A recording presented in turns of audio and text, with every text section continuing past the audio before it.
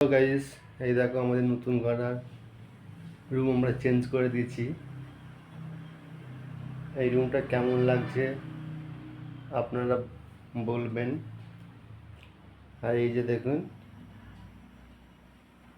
চা বানাচ্ছি আমি নতুন ঘরে। নতুন ঘরে চা বানাচ্ছ? আর কি করবে? আর কি করো, তোমার জন্য দুটো কেক নিয়ে এসেছি। কেক নিয়ে এসছো? চা আর কেক করে খাবে। ও, এই ঘরটা আগে ঘরের থেকে এই ঘরটা ভালো ঘর, ভাড়াটাও একটু কম আছে।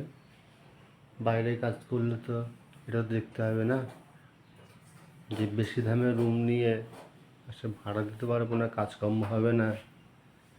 তাই জন্যেই কম দামে এই রুমটা নিয়েছি। এই রুমটা তো ফাঁকা টাকা কোনো কিছু নেই, এই যে একদম ফাঁকা নেই, কিছু নেই। আর মশা ঢোকার কোনো চান্স নেই। একদিন পর শান্তিও ঘুমিয়েছি। হ্যাঁ, এই যে একটা জানলা, খুব সুন্দর জানলা এটা। তাদের চা দাও, কাজে দিতে হবে। হয়েছে? এই যে আপনাদেরকে ভিডিও দিতে পারিনি, সময় হয়নি বলে দিতে পারিনি, এই কদিন ভিডিও বানাইনি একদম।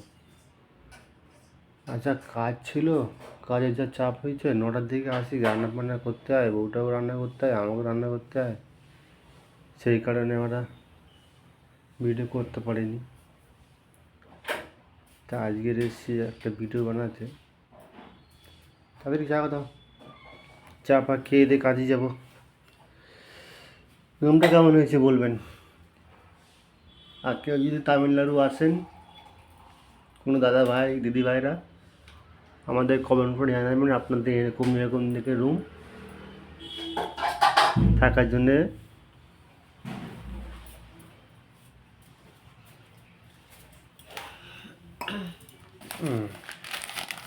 তা কি